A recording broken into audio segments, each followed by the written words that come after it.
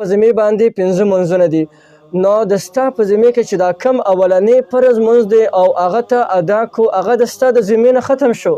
دې پسې چې اوس د کم منځ نمبر دی، مثلا ماسپښین منځ دی، مازدیګر منځ دی، ماښام منځ دی، اوس ورپسې د هغې نمبر دی، نو هغه اوس 1 نمبر. الرحمن الرحیم. موږ به قضا منځونه څنګه راګرځو، په دې کې به درته 3 خبرې کوم. د ټولو اول خبره به د دې خبرې کوم چې د قضا منځونو نیت به موږ څنګه کوو. دویمه خبره به د دې کومه چې دا قضا منځ به موږ په کوم ترتیب باندې راګرځو، یعنی د یو انسان نه د 1 میاشت، 2 میاشتو، 3 میاشتو، 4 میاشتو، د 1 کال، 5 کالو د هر څونه وخت، یعنی د یو انسان نه زیات منځونه قضا شوي، دی به د هغې قضې څنګه راګرځوي او دا قضې به موږ په کوم وخت کې راګرځو. د دې 3 خبرو وضاحت درته نن په دې کلیپ کې کومه. د ټولو اول چې موږ د قضا منځونو نیت کوو، د قضا منځونو نیت به موږ په داسې ترتیب سره کوو. نیت څه ته وایي؟ د ټولو اول مې درته ویلو چې نیت وایي ارادې ته. ستا په زړه کې یو خبره راله، به دغه د ستا نیت دی. نیت وایي ارادې ته. او په دې باندې مې تفصیلي بحث کړی و. سنت کې مطابق نماز پړیه چې دا کوم پلالیست زمونږ دی، په هغې کې شته دی. لومبنی نمبر ویډیو ده.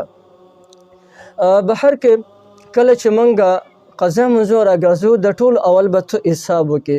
حساب به دا وکړې چې زما نه څو منځونه قضا شوي دي. د 1 میاشت، د 1 هفتې، د 1 کال، 2 کالو، هر څونه منځونه قضا شوي دي. بیا به ته ځان سره یو تاریخ ولیکې چې د دې تاریخ نه ما شروع کړه. ته به د هر یو منځ سره یو فرض قضې منځ راګرځې. مثلا د سحر منځ سره به یو راګرځې، ماسپښین سره به یو راګرځې، یعنی 5 منځونه دي او د 5 منځونو سره به یو فرض قضې منځ راګرځې. په دې ذمې سره، په دې طریقې سره به ستا ذمه دا چې کوم دی فارغه شي.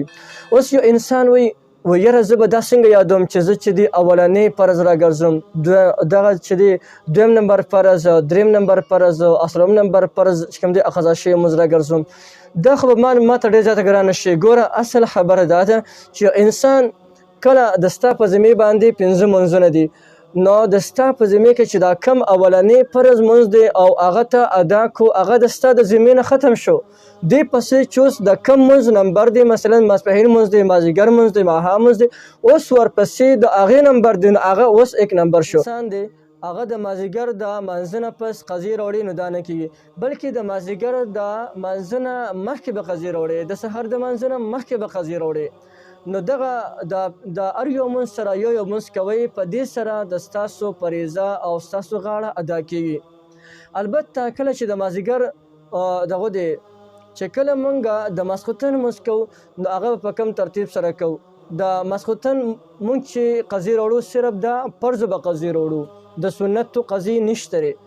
البته یو انسان د ماسخوتن د فرضو قضې راوړله، نو دا د چې کوم دی وتر واجب ده، هم د فرض په درجه کې دي، نو بیا به دې سره د وتر واجبو قضې هم راګرځو موږ.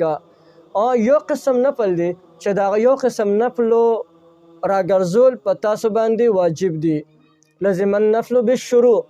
نفل په تا باندې واجب فرض نه دي، لیکن کله چې تا نفل شروع کړل، اوس د دې اهتمام ترسول او سر ترسول په تا باندې واجب دي.